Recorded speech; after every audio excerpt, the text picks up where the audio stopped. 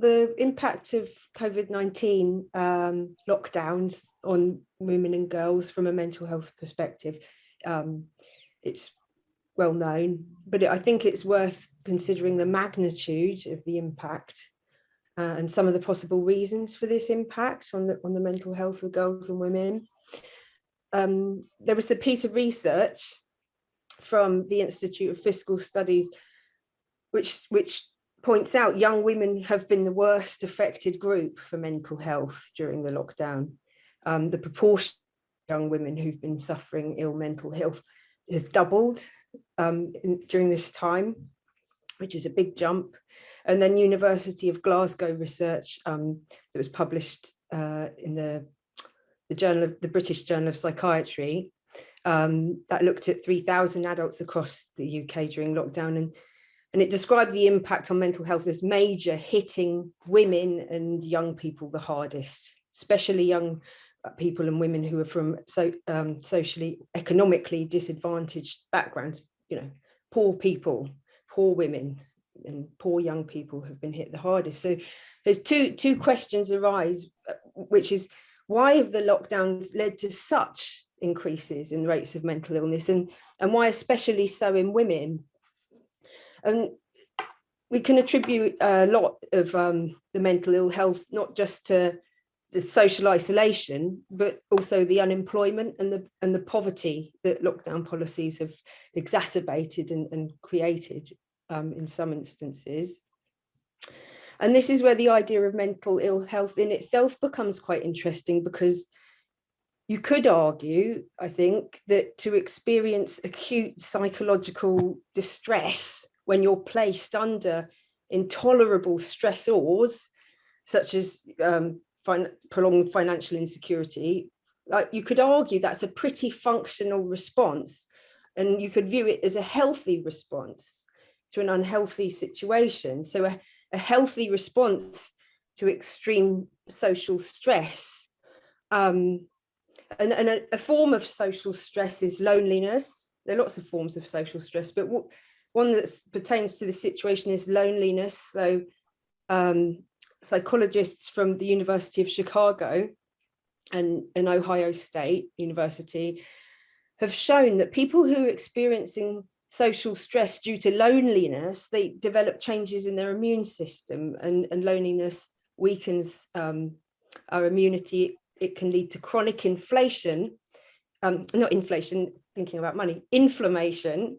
And there's a lot of compelling research literature that connects chronic inflammation in the body to inflammation in the brain and the onset of depressive symptoms. So these are just some of the mechanisms that could be at play in all this. And another big form of social stress, of course, is poverty. So we all know the COVID-19 related policies have had massive negative economic impacts in terms of job destruction, and more jobs have been lost by women. So according to the Pew Research Centre, women have been hit the hardest in that way. So the increasing uncertainty and emotional stress experienced by women for this reason, and the disproportionate impact on women and girls. It's a global thing. It's not just the UK. There was a survey of 10,000 people across 38 countries that Care International did. It found women are 60% more likely to report losing their job or income as a result of COVID-19 policies. And what was quite interesting about that was that Care International predicted this is exactly what would happen. Back in March 2020, Care International went on record saying that women will bear the brunt of the economic devastation and the mass job losses that lockdowns will inevitably create. So it was seen coming down the road before it even happened.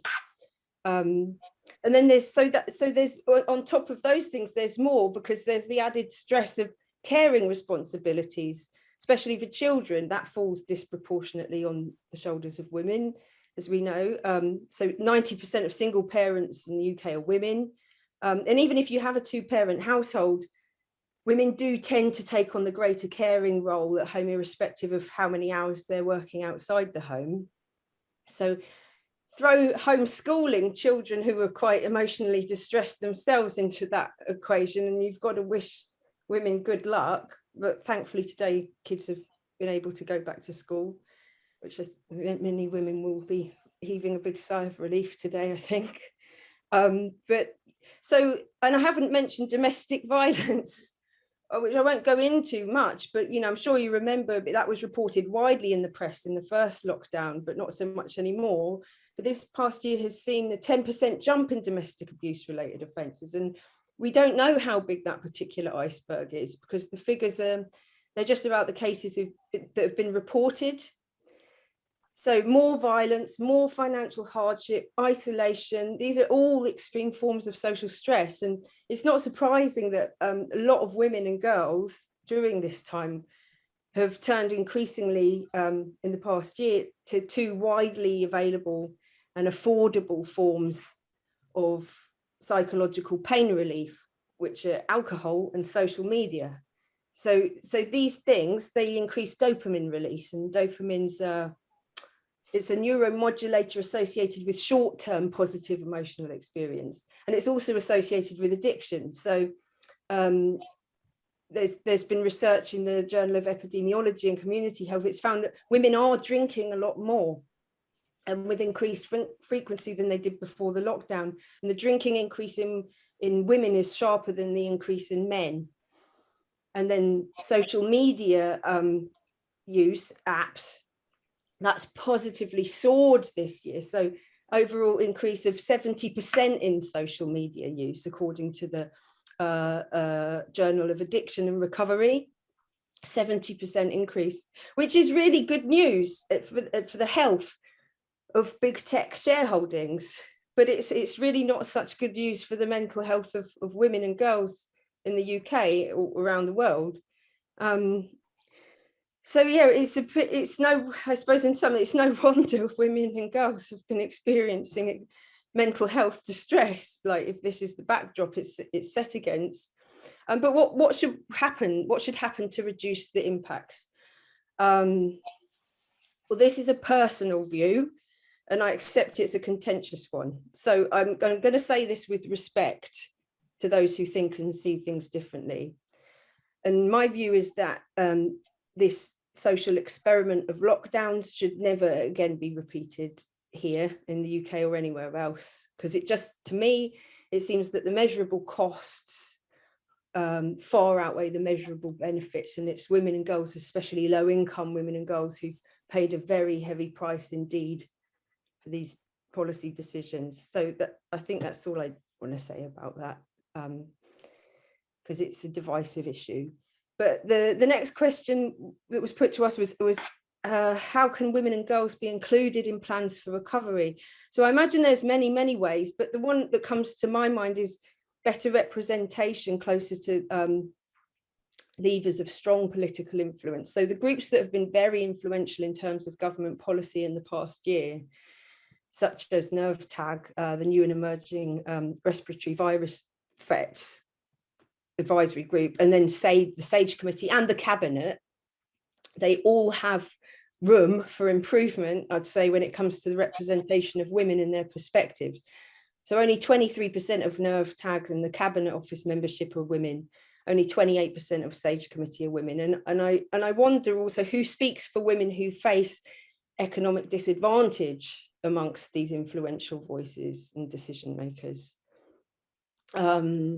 And then more locally, what can women do, what can girls do in Bristol now to support themselves and each other through the next stage? Well, because I mentioned before, there's situational and social distress. When you get situational and social distress, mental distress is inevitably going to follow.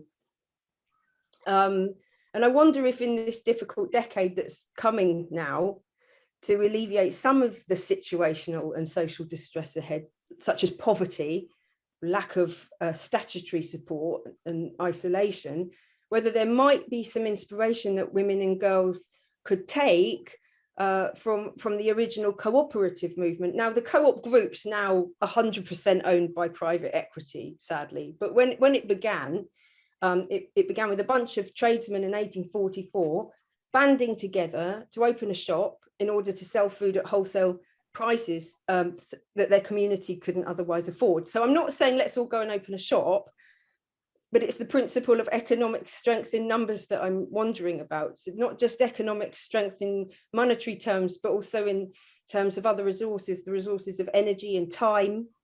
For instance, these are resources that women, especially as unpaid carers of children, only understand the value of too well. So, for example, where is the economy in 20 mums from the same street who are stretched for time and money, doing 20 school runs to the same school, and then buying and cooking 20 separate dinners for the kids 5 days a week? And as we approach a time where there will be less state support than ever for economically disadvantaged women and girls, and there's probably going to be more economically disadvantaged women and girls than ever before, perhaps there are some practical, systematic ways that we as women could organise at a community level and better support ourselves by better supporting each other. And just as a final note, I'd add that if you're a woman or a girl who would like to access some free mental health support in natural settings, you could book a free space at a pilot I'm helping to run this year called the Human Nature Project. So I'm sure there'll be a way of sharing details about that if it's something that you think would help.